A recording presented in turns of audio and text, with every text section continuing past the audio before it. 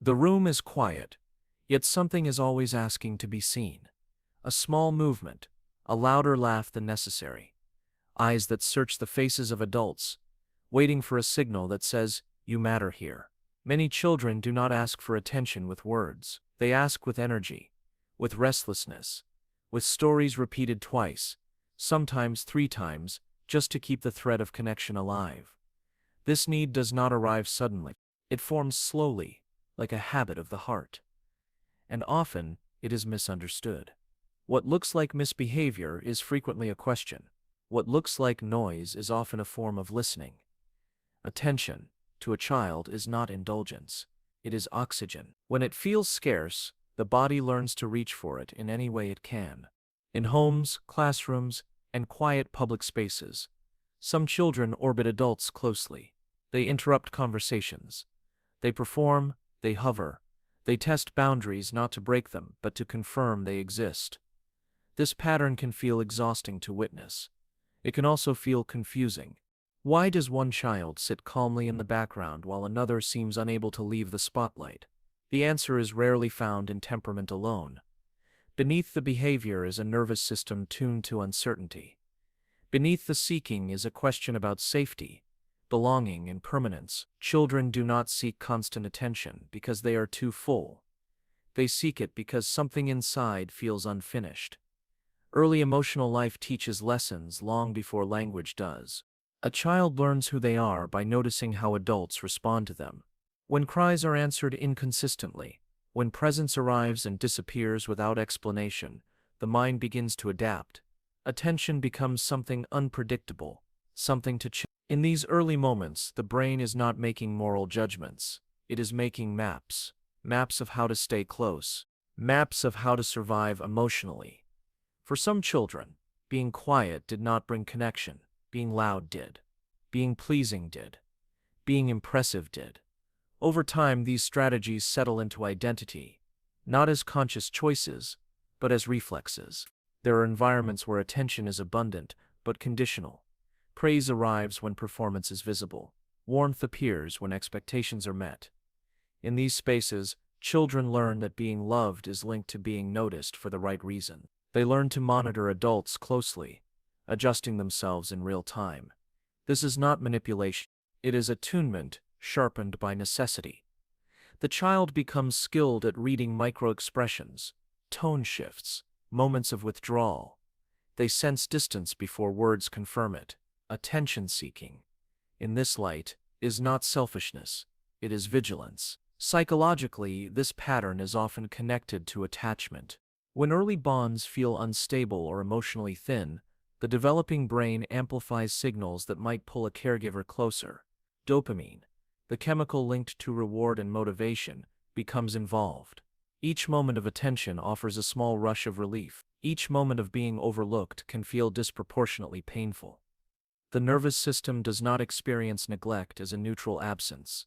It experiences it as threat, so the body responds. Movement increases, voice rises. The child tries again. Inside these children, there is often a quiet contradiction. They crave closeness, yet fear it will vanish. They want to be seen, yet worry that visibility is fragile. This creates an internal tension that never fully rests.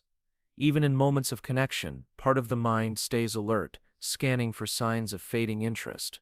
Relaxation feels risky. Stillness feels like disappearance. Attention becomes a way to anchor reality, to prove that the relationship still exists in this moment. Adults may label this pattern as neediness, dramatics, or attention-seeking.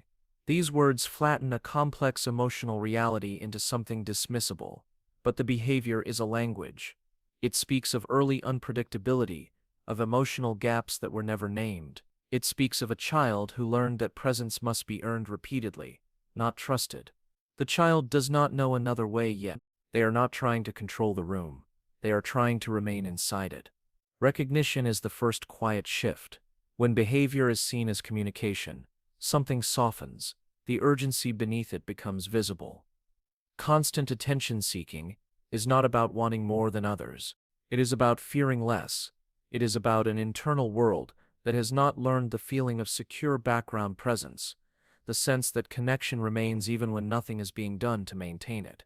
For these children, attention is not a luxury, it is reassurance that the world has not turned away, and so the pattern continues, not as a flaw, but as an unfinished story, a story written early, revised constantly, and waiting, patiently, for a moment when attention no longer needs to be chased, because it is finally felt as something that stays. In the emotional beginning of this story, there is often no clear memory of loss, only a shape where something should have been. The child cannot point to it, they only feel it when adults turn away, even briefly. A glance at a phone, a conversation that does not include them. These moments land heavily, not because they are harmful on their own, but because they echo something older.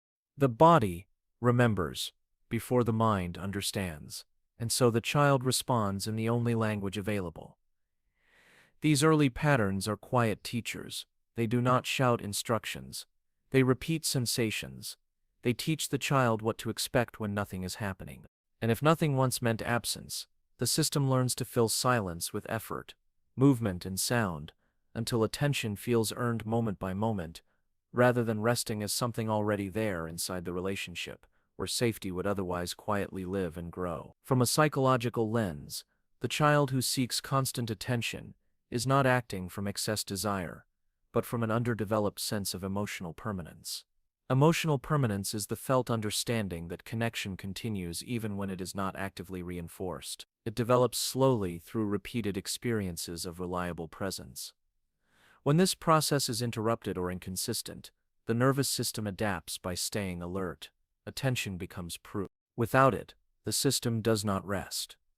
Neuroscience helps explain why this pattern feels so intense. In early development, the brain's limbic system, responsible for emotion and threat detection, matures faster than the prefrontal cortex, which governs regulation and perspective. This means a child feels deeply long before they can interpret calmly. When attention is unpredictable, the amygdala becomes sensitive, scanning for cues of disengagement. A neutral moment can be misread as abandonment. A pause can feel like rejection. The brain is not being dramatic. It is being protective. Each time attention is received, even briefly, the brain releases dopamine. This creates relief, sometimes even joy. But relief is not the same as safety. Dopamine fades quickly, leaving the nervous system searching again. Over time, the child may become dependent on external stimulation to regulate internal states. Silence feels uncomfortable. Waiting feels heavy. Being unnoticed feels unsafe. Attention becomes a regulator, not a preference. Psychologically, this can coexist with deep empathy. Many attention-seeking children are acutely aware of others' emotional states. They read moods easily. They adjust behavior rapidly. This hyper-awareness often comes from early emotional responsibility, learning to stay connected by staying attuned. The cost of this skill is internal exhaustion. Constant monitoring leaves little room for rest. The child is present everywhere except inside themselves.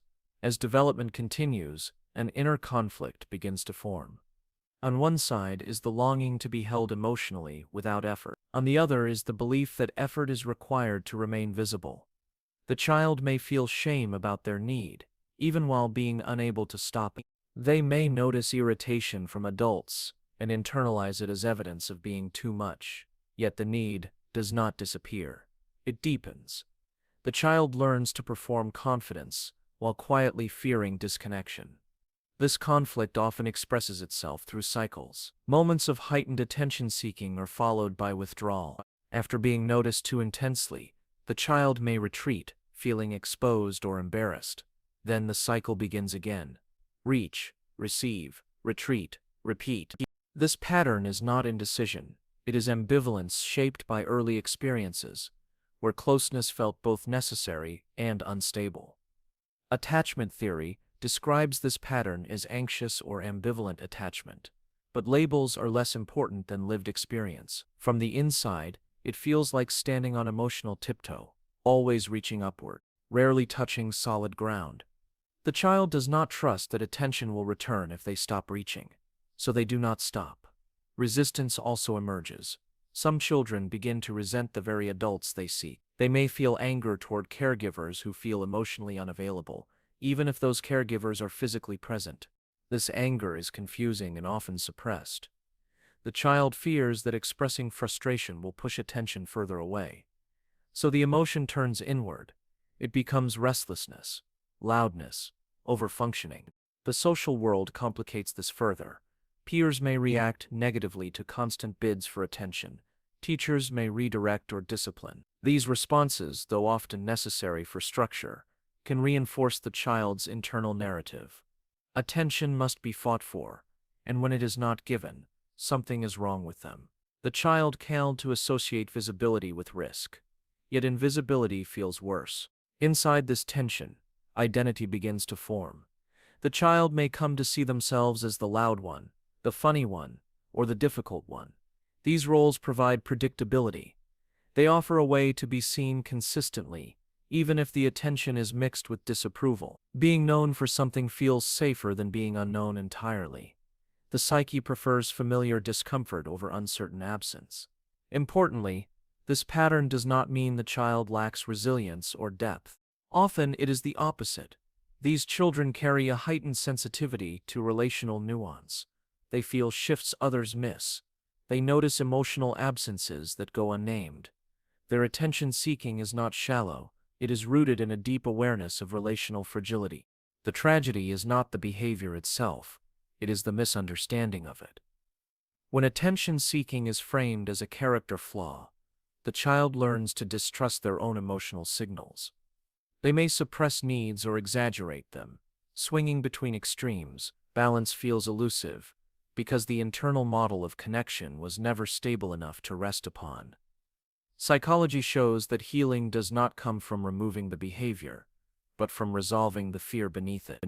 Until the nervous system learns that connection can survive silence, the child will continue to fill that silence, not out of choice, but out of learned necessity. The inner conflict, then, is not about attention versus independence. It is about safety versus uncertainty. The child stands between wanting to relax into connection and fearing that relaxation will lead to loss. This tension is quiet, constant, and rarely articulate, but it shapes how the child enters every room, every conversation, every relationship. Understanding this conflict does not excuse harmful behavior, but it contextualizes it. It reveals that beneath the visible need is an invisible question. Will you still be there when I stop trying? The turning point rarely arrives as a single moment. It does not announce itself. It begins quietly, often unnoticed, as the nervous system encounters a different rhythm. A relationship where attention does not spike and disappear. A presence that remains even in pauses. For a child who has learned to reach constantly, this can feel unfamiliar at first, almost uncomfortable. Safety, when it is new, does not feel soothing. It feels uncertain. The body waits for the withdrawal that once followed closeness. When it does not come, something slowly rearranges. Psychologically, healing begins when attention is no longer the child's responsibility. When presence is offered without performance, when the adult's gaze does not sharpen only in moments of demand but softens in moments of stillness. This repetition matters. The brain learns through experience, not explanation. Each quiet moment of being seen without effort adds a new layer to emotional memory. Over time, the nervous system begins to tolerate silence. Then eventually, to rest within it. The child may still reach. Old patterns do not dissolve instantly, but something shifts beneath them. The reaching becomes less frantic. The pauses grow longer. The internal urgency softens. What changes first is not behavior, but sensation. The body begins to feel less alone when nothing is happening. This is emotional integration, the slow alignment between external reality and internal expectation. As the fear of disappearance eases, the child starts to discover something new, an inner presence. When attention no longer needs to be chased, space opens inward, thoughts settle, imagination deepens. The child becomes less occupied with being seen and more capable of simply being. This is not withdrawal, it is arrival. The self, once stretched outward, begins to inhabit its own center. There is often grief in this stage. Grief for the years spent reaching, Grief for the attention that was conditional or inconsistent. This grief does not always have words. It may appear as sadness without a clear cause, or as anger that finally feels safe enough to surface. This, too, is part of healing. The psyche releases what it no longer needs to protect itself from. Importantly, this process does not erase sensitivity. The child remains perceptive, empathetic, emotionally intelligent. What changes is the relationship to those traits. Sensitivity is no longer a tool for survival. It becomes a capacity for connection. Empathy no longer scans for threat. It listens. Awareness no longer monitors for loss. It observes with curiosity. As adulthood approaches, these early shifts shape future relationships. The individual who once sought constant attention may now seek depth instead. They may value consistency over intensity, presence over performance, or, if healing is incomplete, the old patterns may echo into adult life, manifesting as reassurance-seeking, fear of abandonment, or overfunctioning in relationships. But even then, awareness plants a seed. Recognition creates choice where there was once compulsion. Healing is not about becoming less needy. It is about discovering that need does not equal danger, that longing does not have to be loud to be valid, that attention, when it is secure, does not disappear when unobserved. This realization settles slowly, like dusk. There is no applause, only quiet. In the final reflection, the story widens. Children who seek constant attention are not broken. They are responsive. They adapted intelligently to emotional landscapes that required vigilance. Their behavior was a solution, not a problem. When the environment changes, the solution can soften. The system updates. The self exhales. The poetic truth is this: attention was never the destination. It was the bridge, a bridge built to cross uncertainty. Once safety is felt on the other side, the bridge does not need to be crossed so often. The child does not lose their voice. They gain silence without fear. In this silence, something profound happens. The child learns that connection can exist without constant confirmation, that love does not vanish when unobserved, that being is enough, even when unseen. This knowledge does not arrive as a thought. It arrives as a feeling, a steadiness, a background warmth. And from that place, the world looks different. Rooms feel less threatening. Relationships feel less fragile. The need to be noticed transforms into the capacity to notice, to be present, to offer attention outward, not as a request, but as a gift. The story does not end with perfection. It ends with balance, with a nervous system that no longer confuses silence with loss, with a heart that knows attention can be held inside, not chased outside, with a child, now older, who understands that being seen begins with being safe enough to stop reaching. This is not a dramatic ending. It is a gentle one, a soft landing, after years of movement, a quiet truth, learned not through words, but through presence repeated until it becomes permanent. And in that permanence, the seeking finally rests. Some needs grow loud only because they were once unheard. If this reflection resonated, sit with it. Let it deepen awareness of the quiet stories beneath visible behavior.